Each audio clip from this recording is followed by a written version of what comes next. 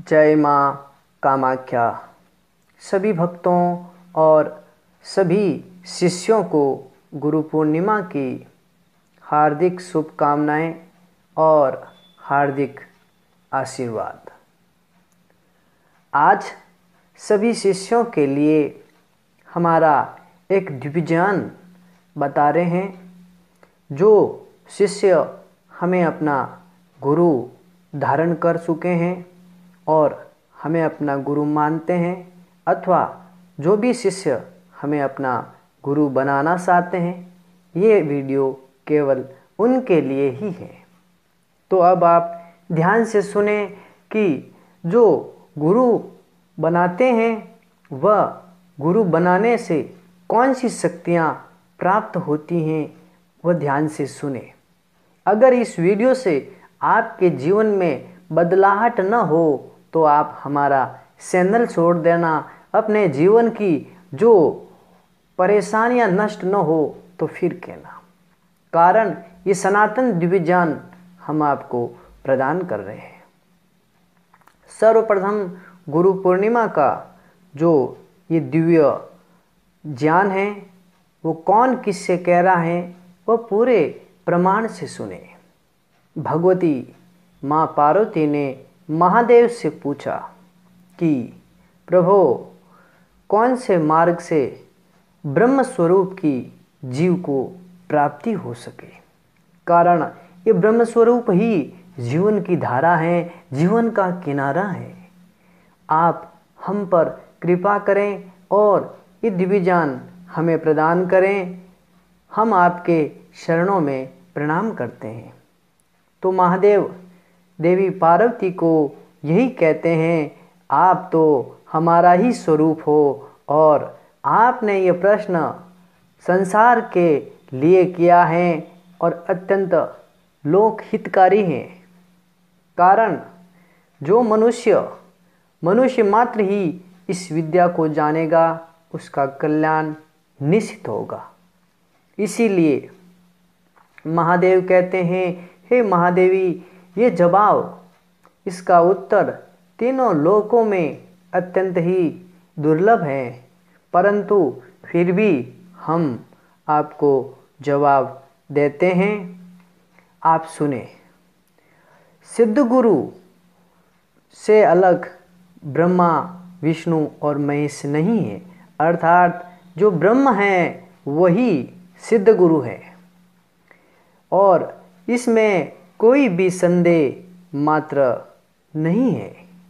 वेद, शास्त्र, पुराण, इतिहास, स्मृति, मंत्र, यंत्र, उच्चाटन आदि विद्याएं, शैव, शाक्त, आगम, विविध विद्याओं का केवल जीव की जो चित्त हैं उसको भ्रमित करने वाली सिद्ध होती हैं। अगर बिना गुरु के वेद, शास्त्र, इतिहास, मंत्र, तंत्र, यंत्र, योग जो भी करते हो, बिना गुरु के दिया हुआ दान भी व्यर्थ हो जाता है।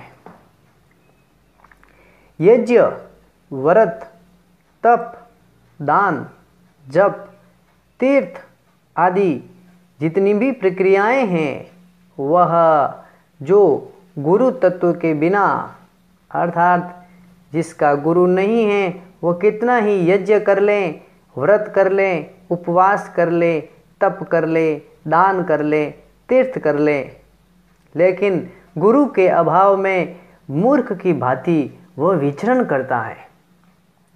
तो जो चेतन आत्मा है वह और सिद्ध गुरु एक ही है, ये पूर्ण सत्य है, उसमें जरा भी शंका नहीं है। मननशील मनुष्य गुरु की प्राप्ति हेतु अपने मनोरथ से जुट जाते हैं। माया से घिरे हुए जगत और अज्ञान से उत्पन्न इस शरीर के लिए गुरु तत्व एक गूढ़ विद्या है और जिसके प्रकाशित होने से सत्य ज्ञान का उदय होता है और ये जो तत्व हैं उसे गुरु संज्ञा दी जाती है। गुरु स्वरूप में बताया जाता है।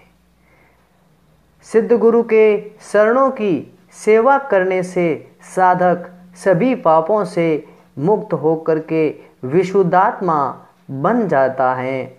भगवान शिव माता पार्वती ने कहे कि देवी इतना ही नहीं, हम आपको कृपा पूर्वक ये बता रहे हैं कि देहधारी जो जीव हैं वो ब्रह्म भाव ने प्राप्त होकर अपना जो दिव्य स्वरूप है वह प्राप्त कर लेता है। ये साक्षात महादेव के वचन हैं और भगवती माँ आदिशक्ति पार्वती शिष्य के रूप में उसे सुन रही हैं।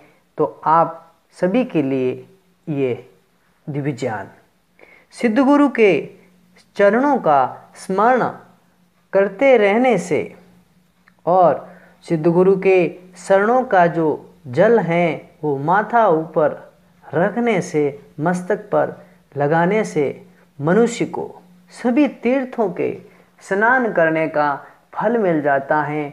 बड़ा अद्भुत ज्ञान महादेव माँ पार्वती को बता दिया है।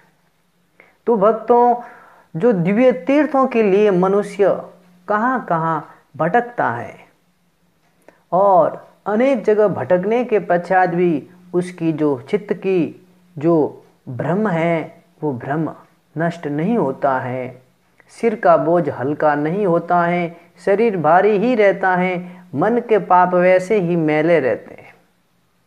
तो इसका मूल कारण क्या है? क्योंकि उसने गुरु के चरणों का जल नहीं लिया है।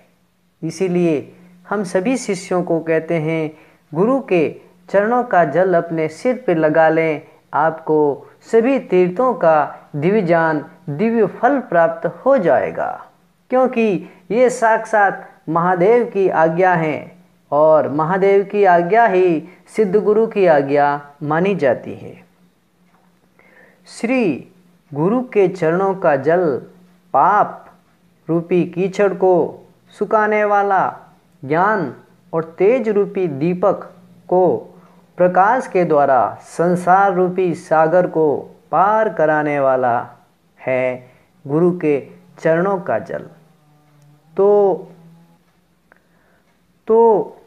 सभी भक्तों को और हमारे सभी शिष्यों के लिए ये दिव्य ज्ञान, ये परम गोपनीय ज्ञान दिव्य ज्ञान था और आप सभी हमारी शरण में रहोगे और गुरु की शरण ही सब ईश्वर ब्रह्मा विष्णु महेश की शरण है। इसी के साथ आप सबको जय माता की।